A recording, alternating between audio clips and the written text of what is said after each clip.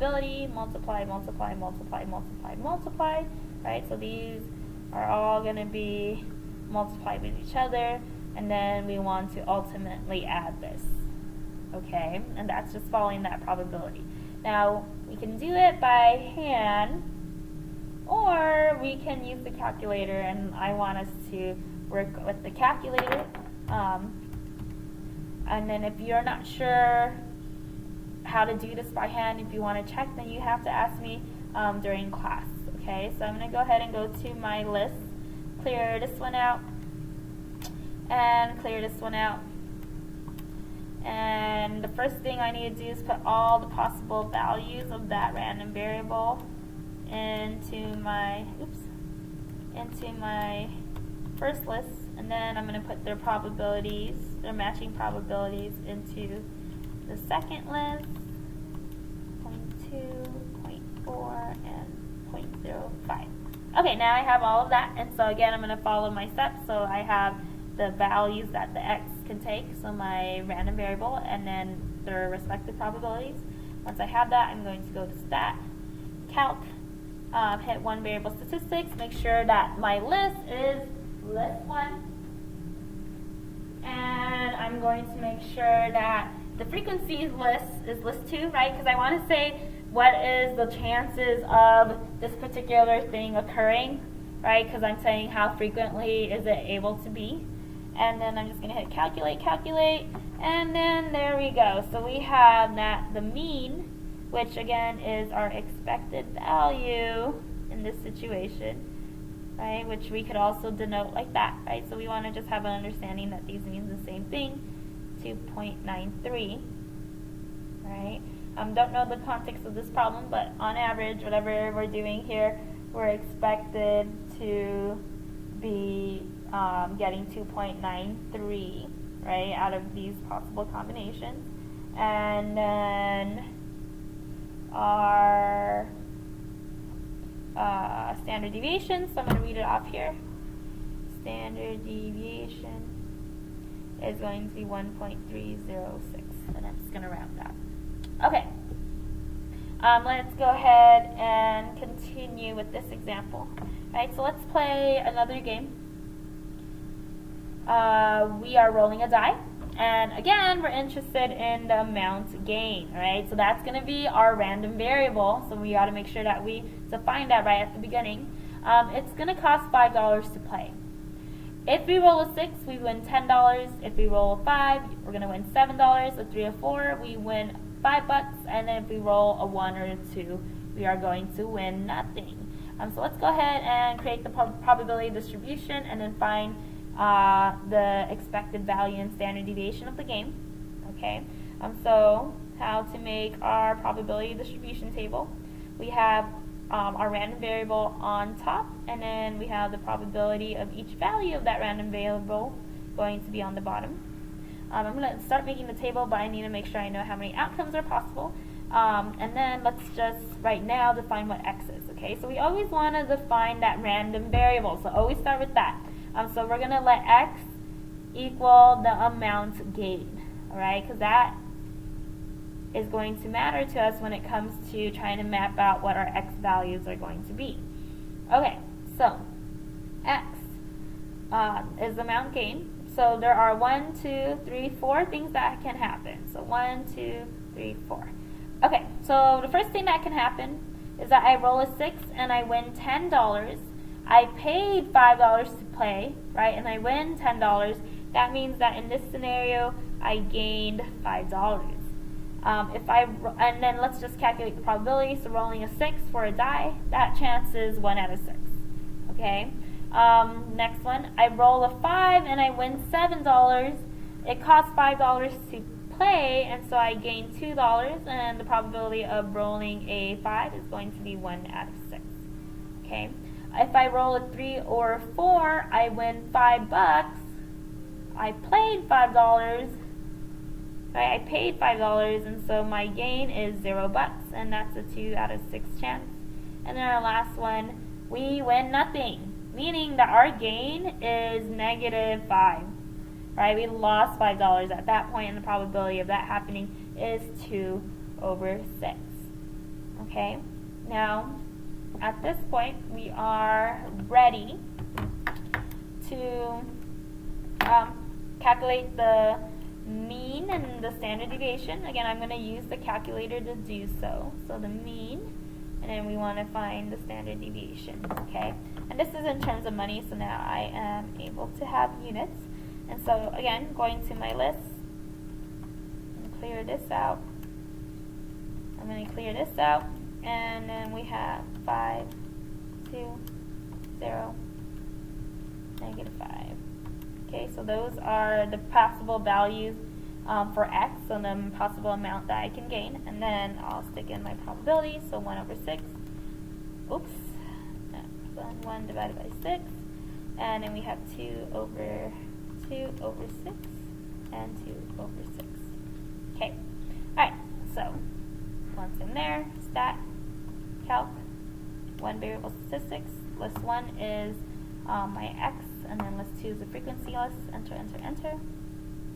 Okay, so negative 0.5, so I am expecting to be gaining negative 50 cents each time I play, and then my standard deviation is $3.59, just about. Okay, so that is our how to find expected mean, expected value, the mean, and how to find the standard deviation using the calculator. Now, we're going to do 2 more examples. These examples come directly from your textbook. So we're just going to try them out, and then I want you to practice making probability distributions at home. Okay, so example 4. So this one's called kids. So there's a couple. They plan to have children until they get a girl, but they agree that they will not have more than 3 children, even if they are all boys. Now we're going to assume boys and girls are equally likely, and then I think the other assumption here is that there are only 2 outcomes that can happen, boy or girl. So part A, we want to create a probability model for the number of children they might have. Then we want to find the expected number of children, and then we want to find the expected number of boys they'll have. Right? So first, let's start with A. So probability model for the number of children they're going to have. So this family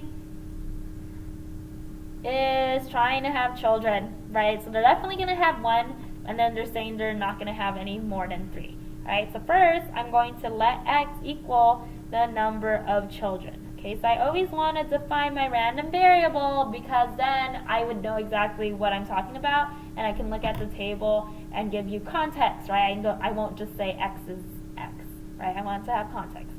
So for the table, I'm going to have all of the values of x that are possible on top, and then their respective probabilities on the bottom. So they're going to either have 1 kid, right, or they are going to have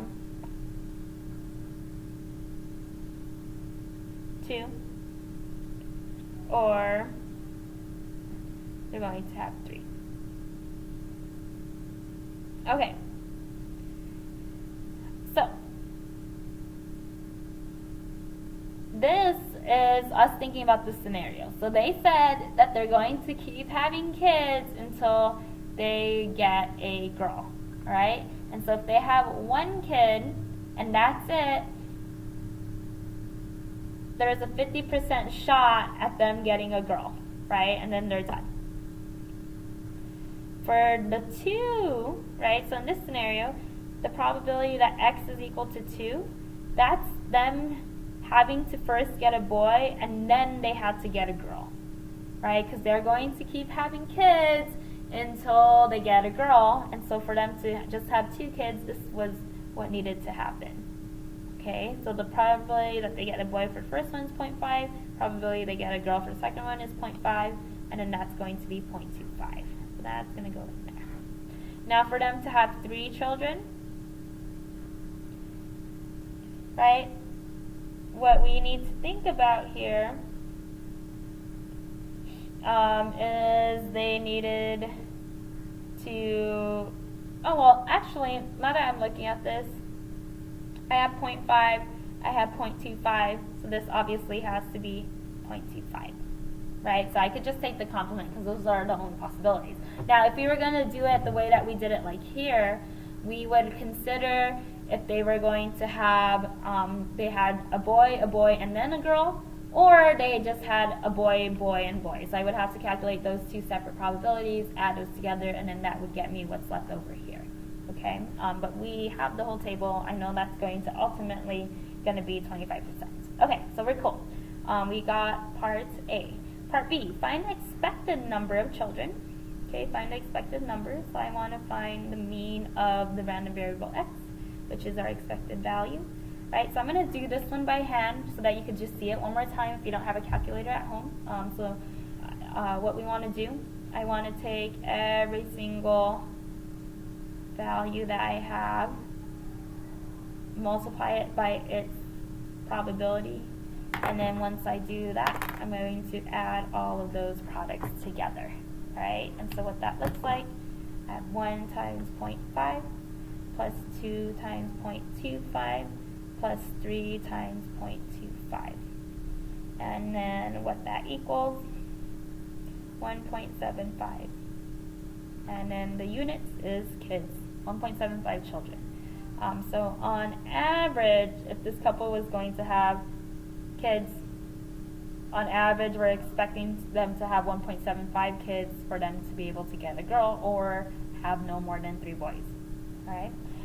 Okay, let's go ahead and do our last part, part C. So I'll just move this over so that I have a little bit more room to work with. C.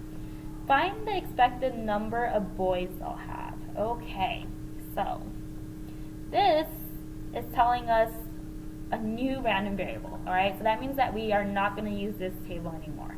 Okay, we have to make a new one. And so now x, since we use x, let's use y. Let y equal the number of boys.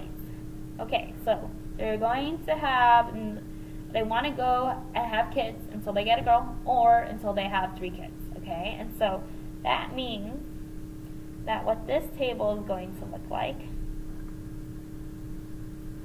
is that they either don't have any boys because they got a girl in the first one, or they have 1 boy because then they got a girl in the second one, or they have 2 boys because they had a boy, and then a girl in the third one, or they had all 3 be boys, and so they're not going to have any more children in this family. Okay, so those are the 4 possibilities in this case. Now let's go ahead and calculate the probabilities for this.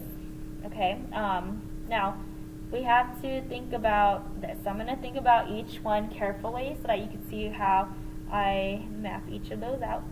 Okay, so the probability that they have no boys, right? Y is the number of boys, so y is equal to 0. That means that they have to have a girl. And to get a girl, that's a 50% shot. And that's going in there. Okay, now the probability that y is equal to 1. Okay, so that means that I had to have a boy first, and then I had to have a girl, right? That's the only, like thinking about the scenario, that's the only way that I would just have 1 boy. Okay, so that would be the probability that I get a boy, and then I get a girl, and then we are done having children, right? That's what that's saying. And so the probability that I have a boy is 50%, probability that I have a girl is 50%, and then that's going to be 0.25. Okay. Now the next one, let me just do a little squiggle there, and let me just separate this so that I don't get all these numbers mixed up. Okay. Next one, so the probability that y is 2, that's asking what is the probability that y, or that the number of boys is going to be 2, and just 2. Now think about this, so in the context of the problem, the only way that can happen is if I got a boy in the first one, a boy in the second one, and then a girl for the last child. Okay. And that would have to be, so the probability I get a boy for the first kid is 0.5. For the second kid, it's 0.5. For the third kid, it's 0.5. And so really this is 0.5 to the third, which is going to be 1.125. Okay, now I can find this third one, right, by adding each one of these and then subtracting it from 1. And when I do that, I'm going to get 0.125. Now, let's talk about, right, how you would do it if you were going to try to figure it out yourself. So we would say y is equal to the probability of y equals 3, which is just the probability that we get 3 boys. There's only one way that happens, right? So this family, again, is going to keep having children until they have a girl, but they're going to stop once they get to 3, right? And so if you're going to have all 3 boys, that would be the probability of having a boy, having a boy, having a boy, and then that's it. No more. Right? They don't want that girl anymore. 3 kids is enough. And so at that point, that will also be 0.5 to the third, which is 0.125. Okay? So now we have that probability distribution. Now the problem though, right, answer the question, find the expected number of boys they will have. And so I'm not quite done, so I'm going to write out what we need to do. So we need to find the mean of the random variable, so the mean number of boys we would expect to have, right? So that's the expected number of boys, and that's going to be, I got to multiply each value to its probability, and then once I have those products, I am going to add them up, and so that's going to look like 0 times 0.5 plus 1 times 0.25 plus 2 times 0.125 plus 3 times 0.125. Add all of that up, and we are going to get 0.875 boys. So on average, we would expect the family, they're going to do this multiple times, on average we would think that they would get 0.875 boys. Okay, let's go ahead and do another example. So example 5. So a man buys a racehorse for $20,000 and enters it in 2 races. He plans to sell the horse afterward, hoping to make a profit. If the horse wins both races, its value will jump to $100,000. If it wins one of the races, it will be worth $50,000, and if it loses both races, it will be worth only $10,000. The man believes there's a 20% chance the horse will win the first race and a 30% chance it will win the second race. Okay? Assuming the 2 races are independent events, find the man's expected profit. Okay, so there's actually a lot that is going on here. So I'm going to go ahead and start by defining what X is. So it says to find the man's expected profit. Profit is gain. So we're going to let X equal the amount gained, or you could say X equal profit, right? So now make sure you think about how much he bought the race horse for, right? And so X, right, is going to be on top, and then we have the probability of X. Okay, so finding the probabilities is going to be the part that's going to be a little tricky for us, okay? So first, I am going to go ahead and write out all the possibilities that can happen, right?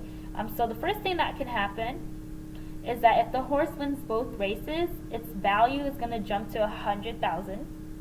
We paid $20,000 for it, so then that means that the amount gained is $80,000. Okay, so that's one event that can happen. The second thing that can happen, so it's saying if it wins one of the races, it's going to only be worth $20,000. Okay, or not $20,000. It'll be only worth $50,000. Okay, so if it's only worth $50,000 and we pay $20,000, that means that our amount gained is only going to be $30,000. Okay, so that's there. And then the last thing that can happen, that horse loses both races, it's only going to be worth $10,000, and at that point you are at a loss of $10,000. Okay? Now the next thing I need to do is find each of these respective probabilities. Here's how I'm going to do it. I'm actually going to make a tree diagram to map out all of the probabilities, and because when I have all the probabilities listed for me, it makes it easier to fill out a table, right? So let's, go ahead and do that. So this is the first race. He will either win or he will either lose, okay? And so there is a 20% chance that that horse wins, and then that means there's an 80% chance that that horse wins. Okay, so these are the two events that can happen. Now, if it were going to win, then it would do another race, the second race, and it's going to win or lose. And we know that there's a 30% chance that we win, which means there's going to be a 70% chance that we lose. And that's going to be the same here, right? So 30% chance that we win, 7% chance that we lose. Okay. Now, I can find these intersections. So the probability that I lose both races, that's going to be 56%. The probability that I lose the first one and then I win the next one is 0.8 times 0.3, that's 24%. The probability that I win the first one but I lose that second one is 0.2 times 0.7, which is 14%. And then the probability that I win both ones, which ideally we would want, right, is going to be 0.06. Okay, now, these different scenarios are going to yield us different amount gain, and so I'm going to go ahead and just match them up with where they need to go. Right, so this one, when I win both of them, that's $80,000, okay? In this scenario, I win the first one and I lose the second one, meaning I won one of the races, right? That's when I gain $30,000.